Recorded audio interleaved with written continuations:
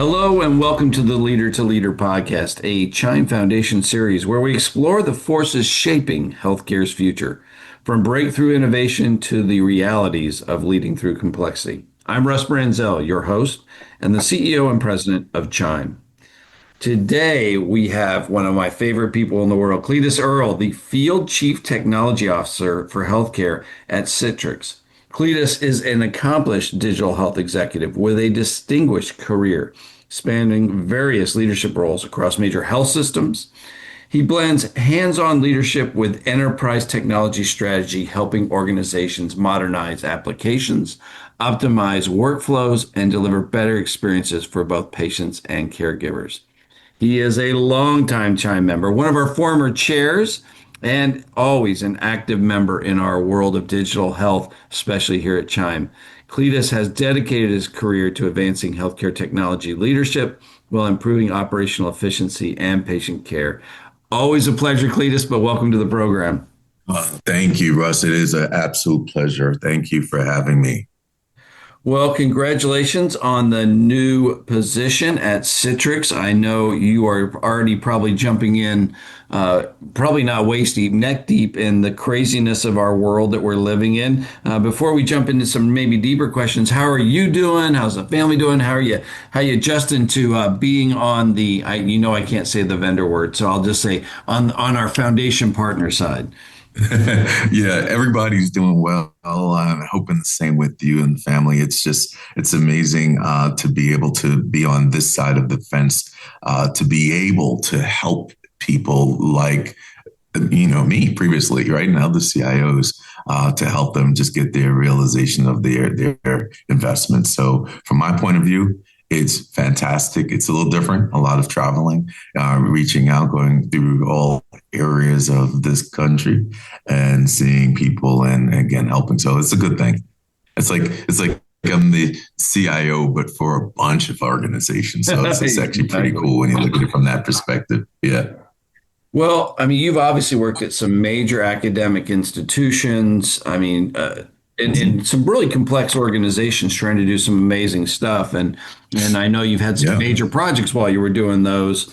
But now, as again, from your vantage point, as you get to be on the other side, looking at people that were in the shoes that you were in fairly recently, what are you seeing? What's the most focus for these healthcare executives as they're trying to figure out how to do things better, how to modernize, how to, we use the digital strategy kind of thing. What are you seeing out there that they're doing to really prioritize what they're working on from a technology perspective? Yeah, what we're seeing around cybersecurity is probably one of the most interesting ones. People are really trying to hunker down and improve their ecosystem, right? Their investments. So, from my point of view, it's really trying to help them in that realm. We have some technology, of course, with NetScaler and other solutions to be able to help, but really talking about optimizing on that front. The other major area, and this is coming out of the pandemic, and as you are aware, many organizations, healthcare systems around the globe, practically are struggling still financially. So around their cost optimization is a really big deal, right? Trying to figure out what they're spending, how they're spending it, and how they do a better job when it comes to cost containment and controls. Unfortunately, it just has not improved. We know that with some, initiatives that it's going to change. Particularly, you mentioned academic medicine, Russ. We know a lot of the researchers have been struggling when it comes to some of the dollars that have been pulled out from their organizations. So there's a lot of cost containment initiatives that we're working on. And again, the key is how do I help them optimize and those kind of things.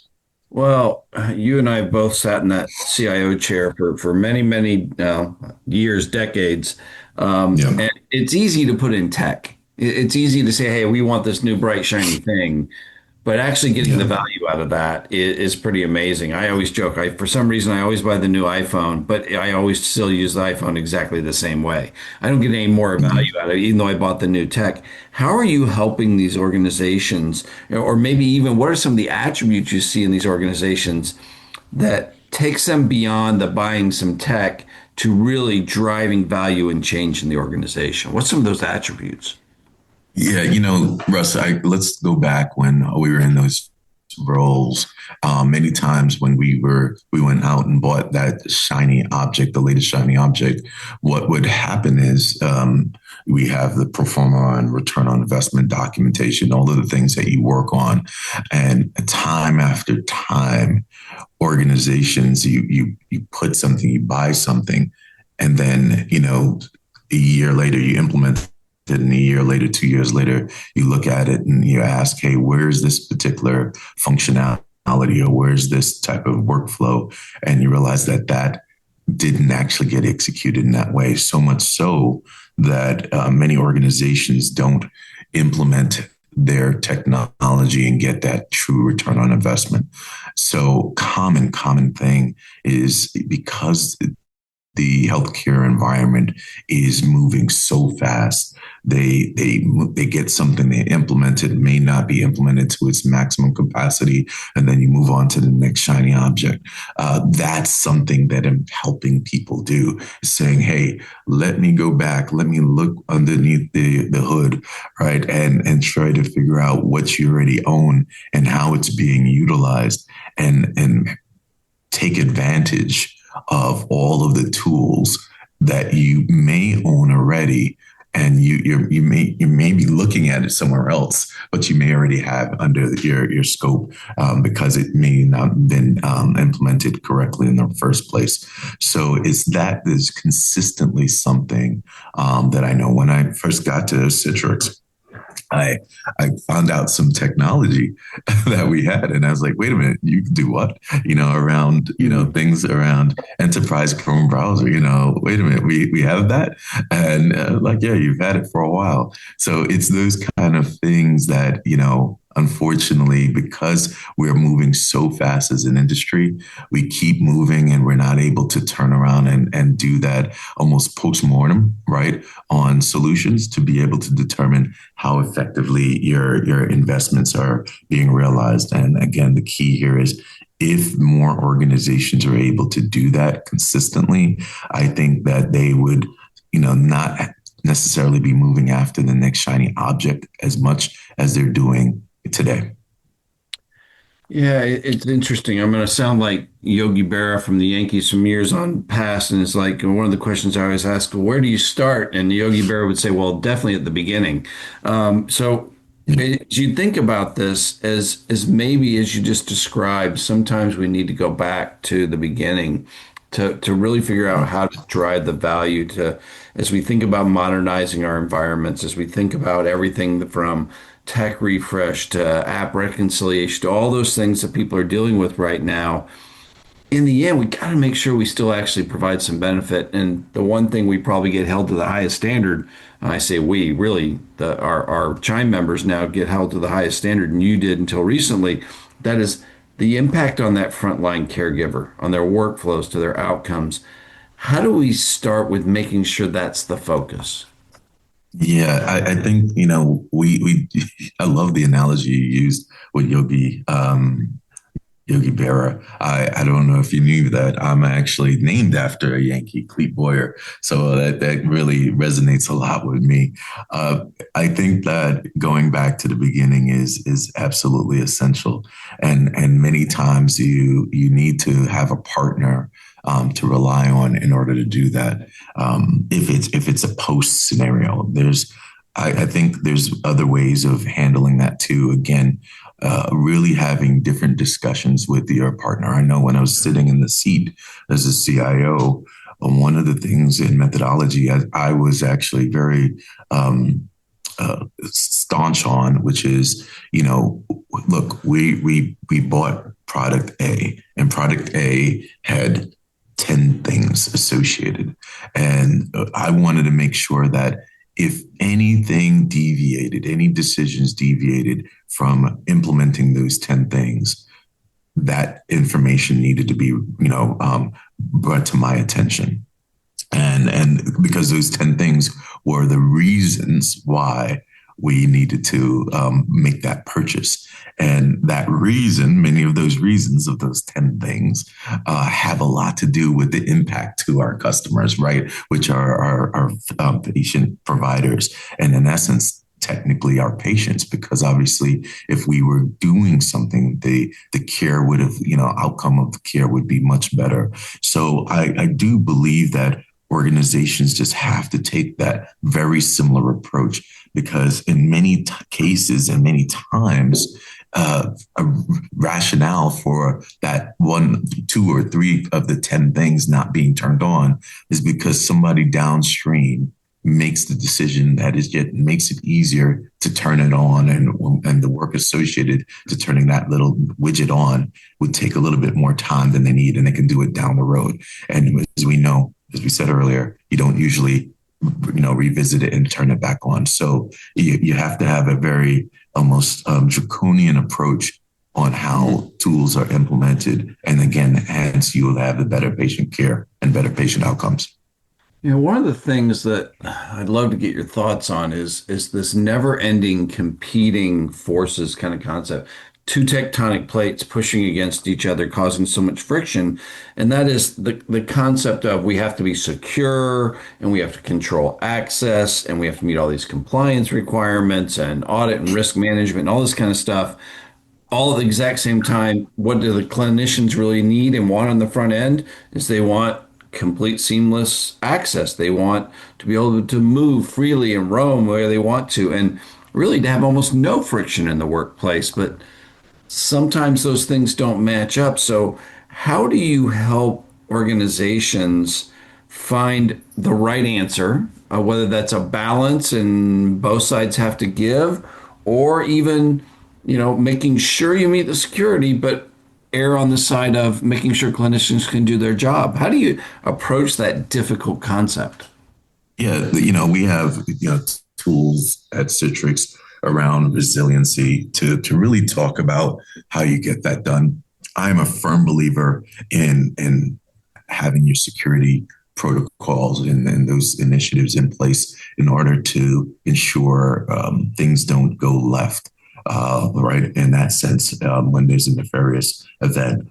But there's a fine line of not being too stringent. And I've seen organizations, I've worked at organizations where not everybody's aligned there. You may have some individuals within your organization, security people, that want to lock everything down. And, you can lock things down where you get no functionality at all, particularly to our customers. That is the care providers. In academic medicine, as you're well aware, Russ, the essence of being able to have more opportunities to do research and be able to do all of the things associated to being successful means that they need to have a much more greater access to data. But having greater access to data, you have to do it with certain types of elements. We have tools like our Uber agent, or you put in, zero trust, solutions like our Unicon tools,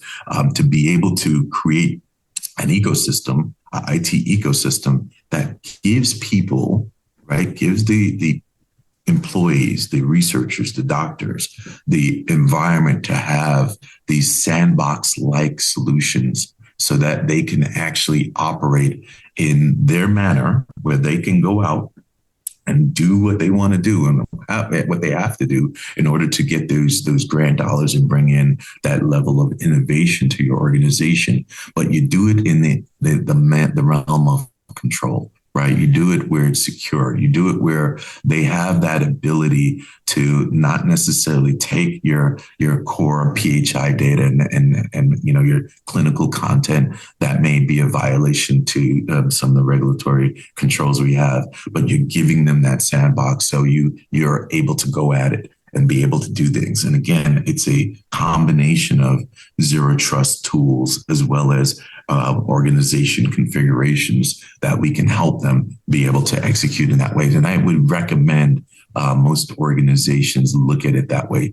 Don't make yourself so strict and find where you can't innovate, but you also have to be able to protect the organization's in system technology stack in order to promote that level of cooperation when it comes to access to information. Because without it, we are not necessarily going to be doing any patient any value when it comes to improving their care most effectively. Please, that's a great example of what I know our members are dealing with, the industry's dealing with, and that's trying to make sure we have true resiliency and really even adaptability, being able to move as the industry changes. And you said earlier in the day, our cycles of change are crazy in healthcare right now.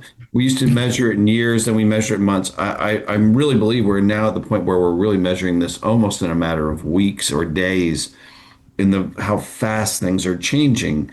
But when we do that, leadership has to make rapid decisions as well. But how do we make rapid decisions in a multi-changing environment, all while making sure what we're doing from a resiliency perspective is sustainable? Yeah, it's a great question because this is where you shouldn't go in it alone. I am a firm believer. Hey, we talk about change. We talk about, I mean, if you just think about what's going on with mergers and acquisitions, organizations do this. Like almost every day you're seeing, if you look at Becker's, you see somebody taking on new facilities. Whether you're on the receiving side or the going after it side, you do need help. And again, why go in at it alone? Right, Russ, my thought process is we have organizations like Citrix that can help you as a customer, being a true partner, right?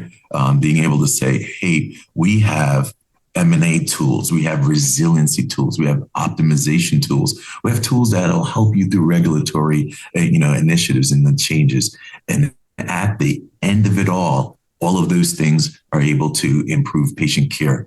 If you have those discussions with your partners, right, and say, hey, we don't want to be a transactional, we don't want a transactional vendor. We want a partner that's going to have those conversations with us. Then you allow us to help. Many times at Citrix, we actually have the ability for our customers to be able to bring in additional partners to help in that scenario, right? Depending on where you are. So I really would suggest you don't have to go in it alone, but it will require you to be able to have us at the table in advance.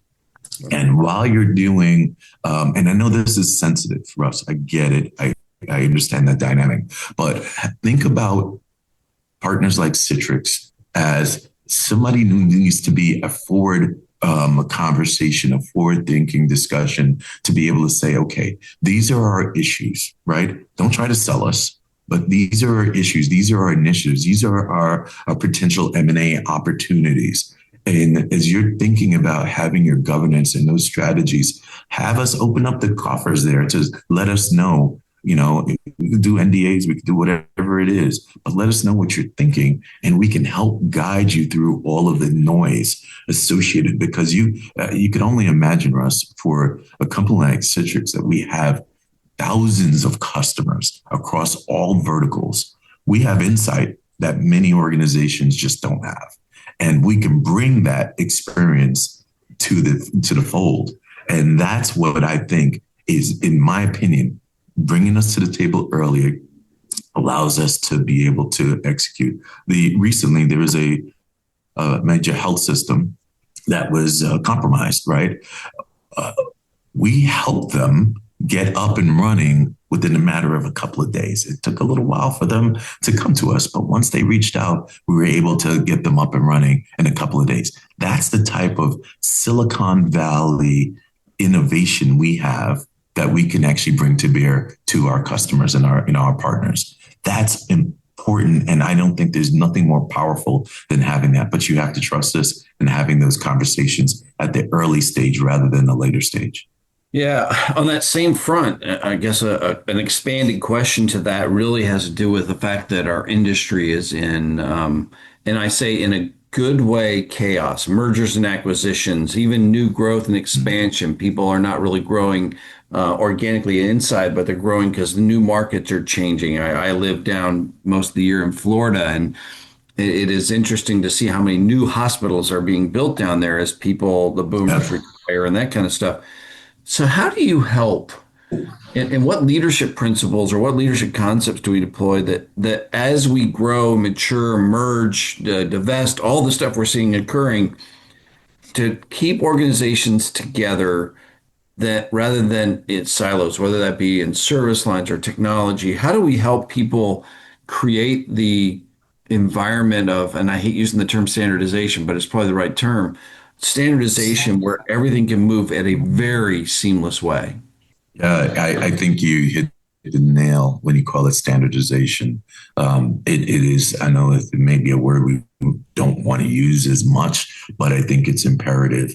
And in many cases, again, we can help organizations in the M&A space about saying what a one thing that was very important for me when I was in that role and doing mergers and buying or building new facilities, what was absolutely essential, Russ, was the ability to, unfortunately, this may sound wrong, but having a cookie cutter type of methodology, right? Not only with just your technology stack, but with your teams, right? Being able to have your people who can come and demo the land if we're talking about building a new build, a site, and then somebody who could come in and start scaling, and you have your architects, and you have everybody, whether it's your laborers or your plumbers, your electricians come in their various ways, and then your IT people,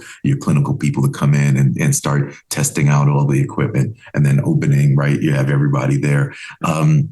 When the patients come in, and before those patients come in, you do some walkthroughs, and that is exactly what we would need to develop when it comes to standards, because it is replicable, right? You can take that and you can do that for any scenario. You've probably heard the term, I know you've heard the term, the tiger teams, and having other types of groups come in. We are able to help in those ways when it comes to having the tiger teams, right? Include your vendors like Citrix in your tiger teams to be able to say, hey, do you have you've heard of gold stars before, right? That's basically what that is creating some type of scorecard for your technology, right? Citrix looking to have that same type of scorecard for what you already own, so that when you're able to replicate it at your various new businesses, it's able to be stood up within a snap, right? Don't get me wrong.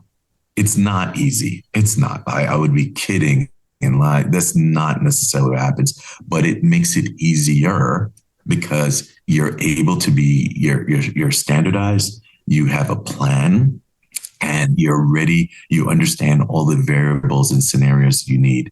We know one thing, that if you found one hospital, you found one hospital, they're not alike, but you can build ecosystems, infrastructures in order to create that standards in the M&A space. And as it applies at the very end, doing maximum patient care outcomes. Yeah, I love your concept on sharing best practice and getting people to their highest level of performance. One of our dear friends, I know he is of yours as well, John Manis, often says, we don't Yes. have a technology adoption issue. What we have is a actual process issue where we haven't actually adopted it in a way that is meaningful and outcome driven. I love your ideas of how to get that actually beneficial for the customers.